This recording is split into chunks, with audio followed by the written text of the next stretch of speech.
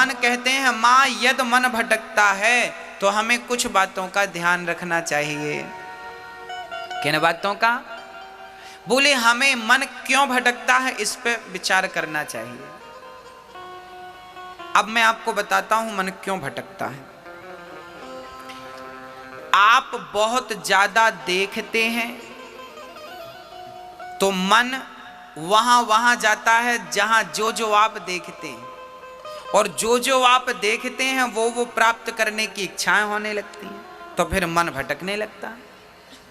दूसरी बात, आप बहुत ज्यादा सुनते हैं इसके बारे में उसके बारे में, ये बात वो बात, तो फिर वो बात आप अकेले हैं तो गूंजती रहती। आज फलाने ने ये कहा, आज फलाने ने ये कहा, आज ऐसा कहा, ऐसा हो जाता तो ऐसा कर लेते, ऐसा कर लेते तो ऐसा हो जाता।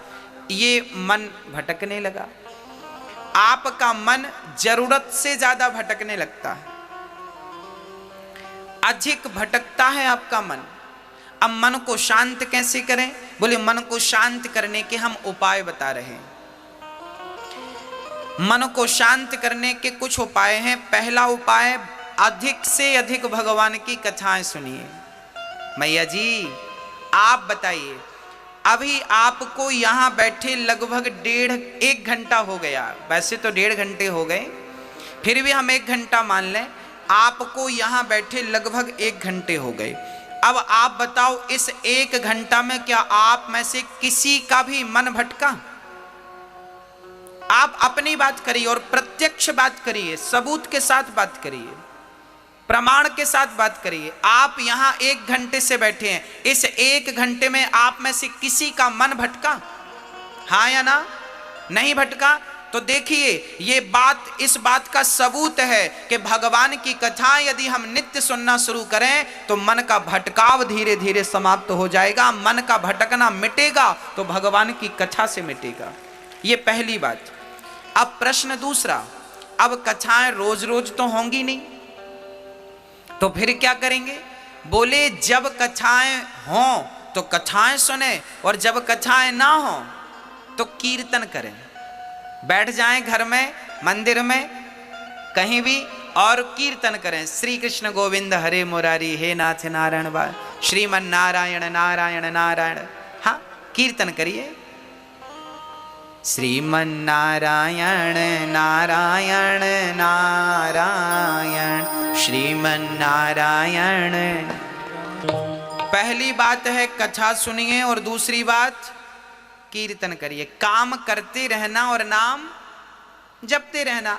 अब जैसे हमारी माताएं सुबह सुबह बच्चों को टिफिन बनाती हैं, बच्चों को स्कूल भेजती हैं, जैसे आप उठो, आंख खुलते ही कीर्तन करने लग जाओ, श्रीमन नारायण नारायण। नहा रहे हैं तो नहाते जाओ, श्रीमन नारायण नारायण ना।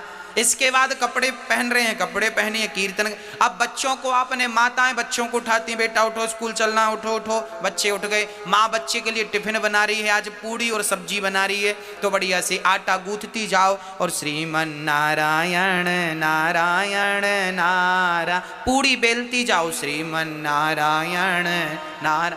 अब पूड़ी सेकती जाओ, आलू काटती जाओ, आलू का बढ़िया सब्जी बनाती जाओ, जो बना रही हो, लौकी आलू की, जो भी, गोभी आलू की सब्जी बनाती जाओ, श्रीमन नारायण। ये सब्जी बन रही है, सब्जी भी बन जाएगी और कीर्तन भी हो जाएगा, रोटी पूड़ी भी बन जाएगी। और तब तक पति ने आवाज लगाई, जरा चाय लाओ।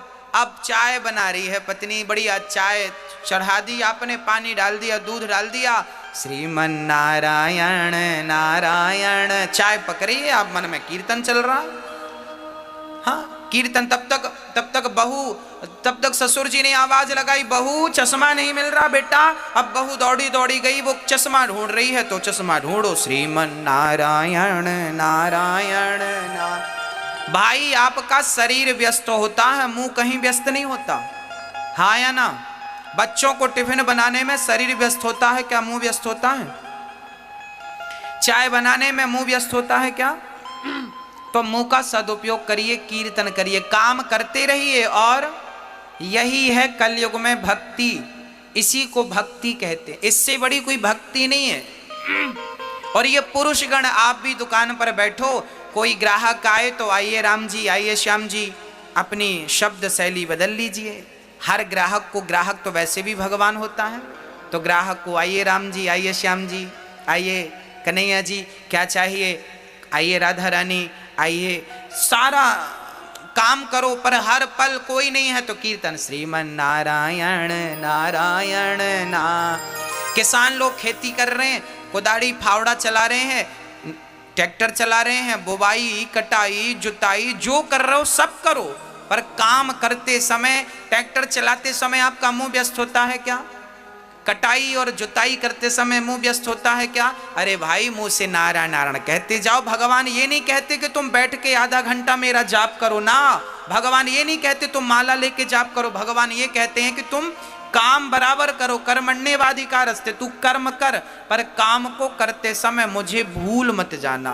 प्रार्थना करते रहो कि हे नाथ मैं आपको कभी भूलूं नहीं। एक बार बोले सभी लोग, हे नाथ हम आपको कभी भूले नहीं, हे कृष्ण मैं आपको कभी भूलूं नहीं, हे नाथ मैं आपको कभी भूलूं नहीं।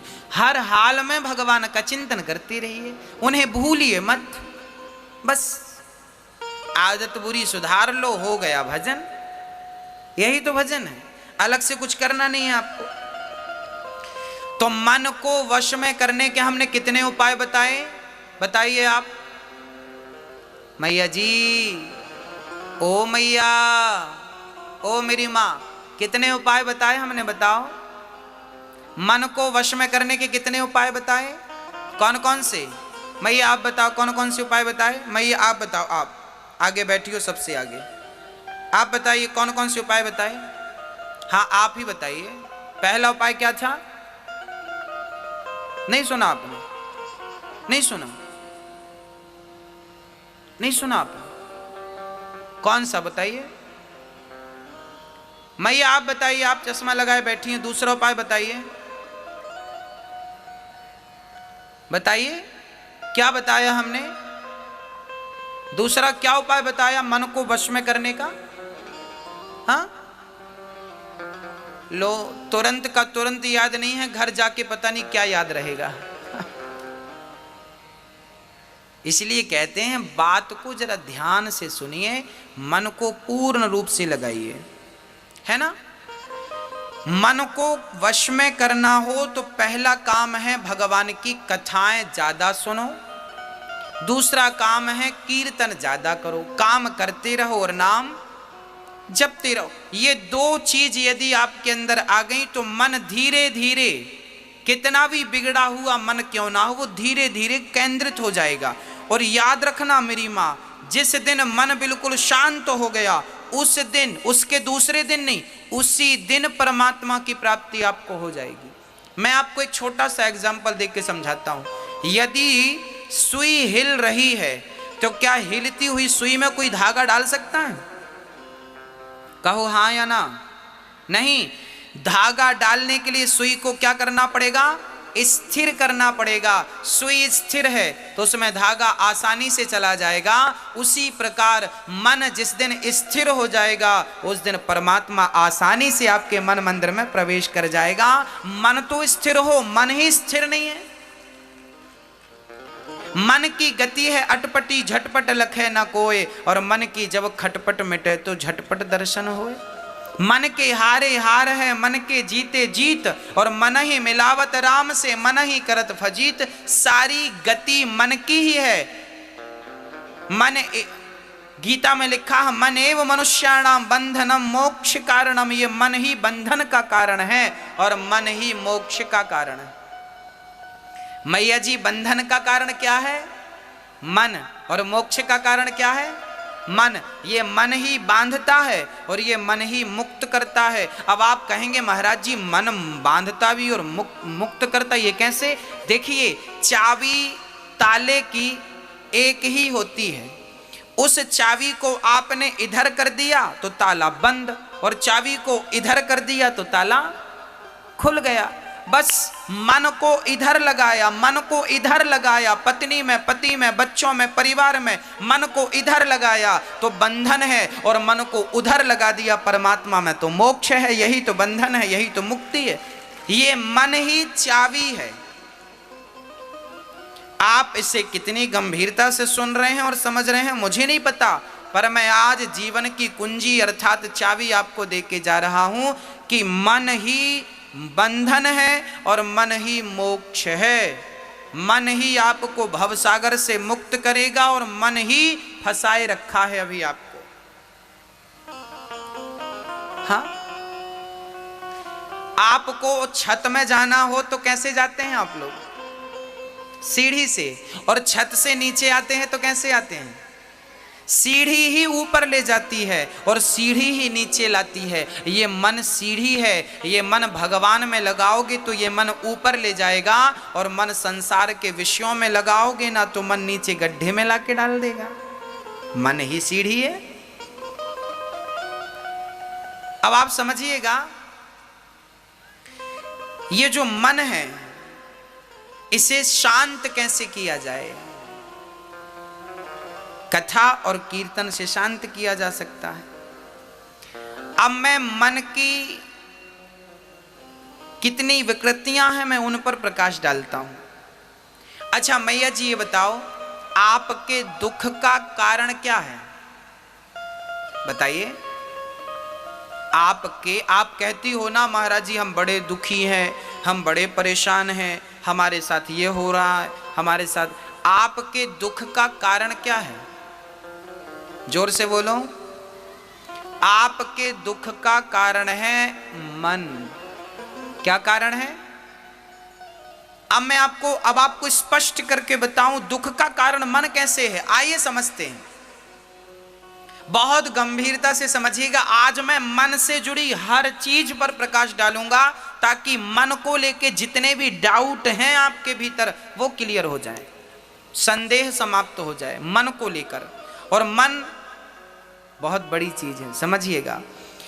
अच्छा एक बात बताइए, हमारी माताएं इतना सा पेंडल सोने का पहने गले पे, उसे भी मंगलसूत्र कहते हैं। और माताओं से कहो क्यों इतने से पेंडल से तुम खुश हो?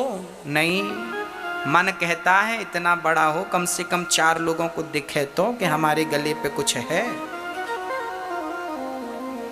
तो बताइए, आप इतना सा सोने का पेंडल पहनोगी तो भी सुहागिन रहोगी, पर इतना बड़ा होना चाहिए, ये किसकी इच्छा है? किसकी इच्छा है? मन की इच्छा है। अरे 100, 150, 200 रुपए की साड़ी पहन लोगी ना तो आपका शरीर ढक जाएगा, पर कम से कम 1000 रुपए की हो, ये किसकी इच्छा है? मन की। हाँ, आपका गुजारा तो छोटी सी गाड़ी से भी हो जाता है, पर बड़ी कार हो, किसकी इच्छा है? अरे गुजारा तो छोटे से घर में भी हो जाता है, पर बड़ा आलीशान बंगला हो, ये किसकी इच्छा है? ये आपकी इच्छा नहीं है, ये तो मन की इच्छा है। पूरी जिंदगी आपका मन आपसे गुलामी कराता है और आप अपने मन की गुलामी करते हैं, और मन की इच्छाएं पूरी करते करते करते करते आप खुद पूरे हो जाते हैं। क्या मन की इच्छाएं पूरी होती हैं?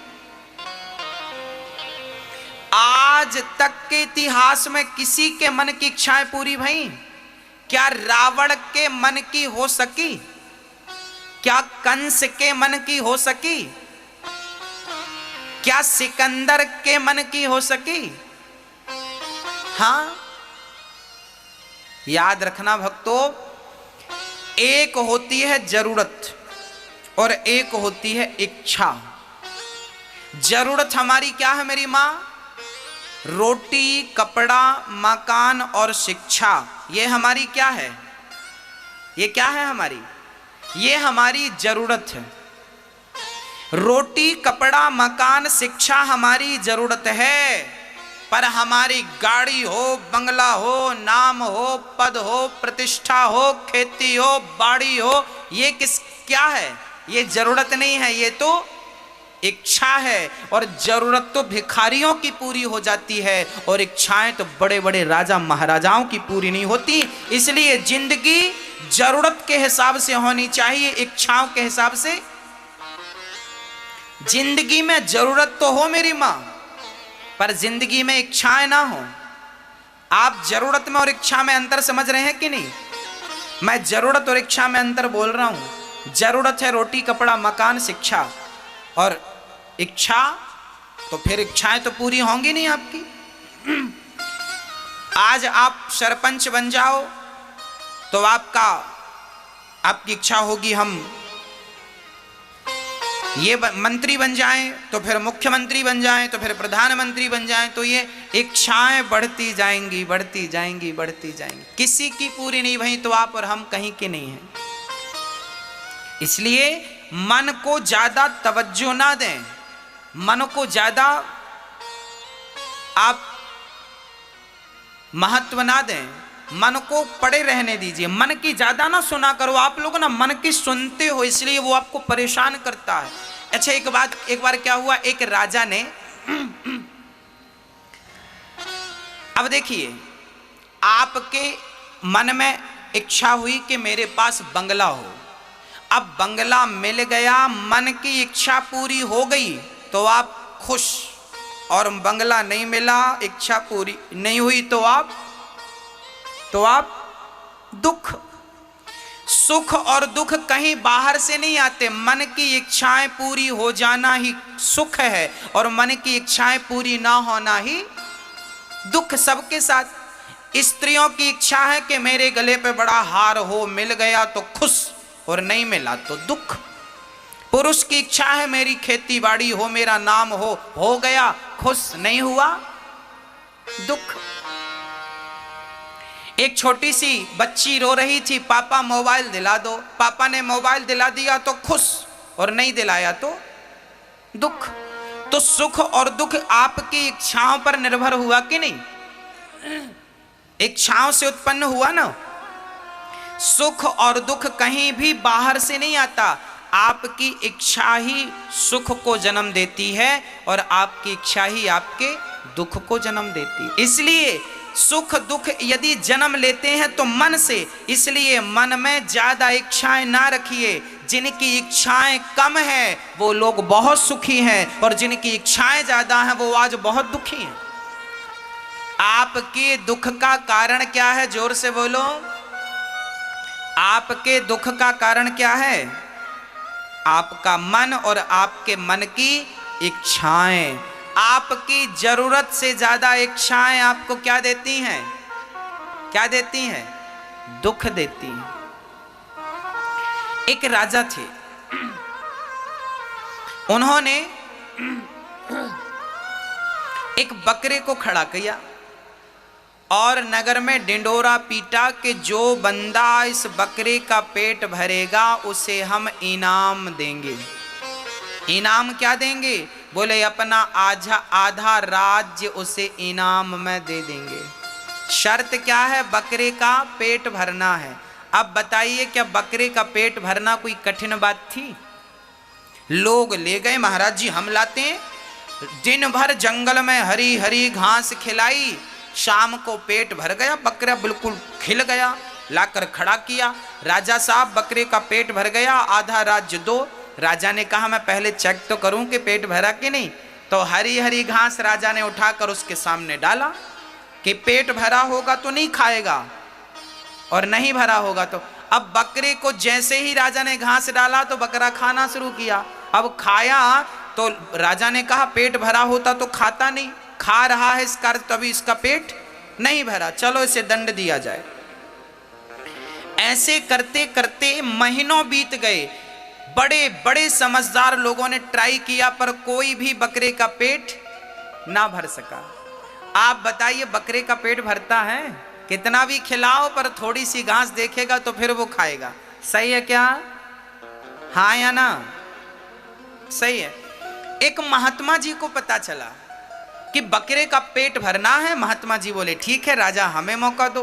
राजा ने मौका दिया। महात्मा जी जंगल ले गए और बढ़िया बांस का डंडा तोड़ लिया बाबा जी ने, और जैसे ही बकरा घास खाए तो बाबा जी उसके मुंह पे एक जमाए। बकरा दूर खड़ा, बकरा बाबा की तरफ देखे, फिर घास खाने जाए बाबा, फिर उसके मुंह पे एक लाठी जमाए। अब बकरे को समझ आने लगा कि मैं घास खाता हूं तो लाठी पड़ती है, तो लाठी ना पड़े यदि घास ना खाऊं। बकरा चुपचाप खड़ा रहा। बकरे को उतना ही खाने को दिया महात्मा जी ने जितनी उसकी जरूरत थी, जितने में वो जिंदा रह सके। बस अब अधिक घास खाए तो लाठी पड़े। अब बकरा चुपचाप खड़ा, आंख बंद करके, ऐसा लगा मानो इसे सन्यास हो गया। शाम को महात्मा जी ने बकरे को खड़ा कर दिया राज दरबार में। महाराज पेट भरा है इसका। राजा ने देखा बकरे का पेट बिल्कुल खाली दिख रहा था। राजा बोले पेट खाली है। महात्मा जी बोले पेट पे ना जाइए, आप ट्राई कीजिए। राजा ने घास डाला जैसे ही, तो महात्मा जी बकरे ने सबसे पहले बाबा को देखा। बाबा ने कहा बेटा खाना मत। महात्मा जी की बात मान ली, बकरे ने आंख बंद कर ली। राजा घास डालते गए, डालते गए, डालते गए, डालते गए, पर एक रत्ती घास बकरे ने नहीं खाई। राजा चरणों में गिर पड़े, महात्मा जी ये कैसा पेट भर दिया आपने। महात्मा जी बोले बेटा जैसे बकरे का पेट कभी नहीं भर सकते आप, ऐसे इस मन का पेट कभी नहीं भर सकते आप। ये मन ही बकरा है। जैसे हमने बकरे के मुंह पे लाठियां मारी तो इसने खाना पीना बंद किया, ऐसे ही आप भी अपने मन में संयम की लाठियां मारिए। देखना इंद्रियों के न घोड़े बढ़े, इनमें संयम के हरदम कोड़े पड़े। इनको रथ के सुमार्ग लगाते चलो और मन से गोविंद गोपाल गाते चलो। संयम जानते हैं ना, मेरी इच्छा हो रही है कि मैं रसगुल्ला खाऊं, परंतु इच्छा तो हो रही है, पर मैं बोलूं ना मैं नहीं खाऊंगा क्योंकि ये नुकसानदायक है। हाँ, आप की इच्छा होने के बाद भी आप ना करें वो काम, इसे कहते हैं संयम। धीरे धीरे जब आप कंट्रोल करेंगे तो फिर वो इच्छाएं समाप्त हो जाएंगी। फिर वो मन, बकरा पहले परेशान कर रहा था, कुछ भी खाता और फिर राजा डालता तो खाता, और अब बाबा जी ने जो लाठियां जमाई तो अब नहीं खाता। अर्थात मन को भी थोड़ा सा डांटिए, मन को भी थोड़ा सा मारिए। गोस्वामी जी डांट रहे हैं, रे मन तू सत्संग कर, छोड़ जगत की रीत, और अंत समय पछताएगा जब आयु जाएगी बीत। रे मन सब सो निरस है, सरस राम सो होए, उचित सिखावन देते हैं निस दिन तुलसी तोय। रे मन, मन मन मन मन को बहुत डांटा गया है, और 4 वेद और 18 पुराण आपसे केवल एक ही बात कहते हैं कि आपने अपने मन को साध लिया तो आपका वेद पुराण सुनना समझना सफल हो गया। और मन कंट्रोल ना कर सके तो सब कुछ करने के बाद भी आपने मन को कंट्रोल नहीं किया तो सब बेकार। इसलिए गोस्वामी जी कहते हैं कि निर्मल मन जन सो मोहि पावा, और मोहि कपट छल छिद्र ना भावा। भगवान को कौन सा मन पसंद है मेरी मां? बोले निर्मल मन जन, जिसका मन स्वच्छ हो गया है, निर्मल हो गया है, निष्कलंक निष्कपट हो गया है, उसके मन को परमात्मा स्वीकार कर लेते हैं। और जिसके मन में राग है, द्वेष है, छल है, कपट है, कुछ भी भरा है गंदा, भगवान कहते हैं अभी ये योग्य नहीं हुआ। तो मन को आप ठीक करें। कैसे ठीक करें? बोले कथाएं सुने, अधिक से अधिक कीर्तन करें और इच्छाएं कम करें। ये उपाय मन को ठीक करने के हैं। मन की जो बीमारी है उस बीमारी से आप इस प्रकार से बच सकते हैं। किस किस को ये बातें समझ में आ गई? हाथ उठाओ। समझ में आ गई तो हाथ उठाना, नहीं तो फिर पूछना, फिर से रिवीजन कर देंगे। मैया हाथ उठा रही हो, समझ में आ गया? बताओ आपके दुख का कारण क्या है? हाँ मैया जी आप बताओ आपके दुख का कारण क्या है? मैया, ओ मैया, मैया जी कहाँ देख रही हो? बताओ आपके दुख का कारण क्या है? मन। मन भर बोलेंगे तो बात अधूरी रहेगी। आपके दुख का कारण है आपकी अधिक इच्छाएं। मन की अधिक इच्छाएं आपके दुख का कारण है। यदि आप बोलेंगे दुख का कारण मन है, तो फिर आप सामने वालों को समझा नहीं पाएंगे ना। इसलिए पूरी बात बोलिए कि दुख का कारण है मन की अधिक इच्छाएं, ये दुख का कारण है। और सुख का कारण है मन का संतोषी हो जाना। गौधन गजधन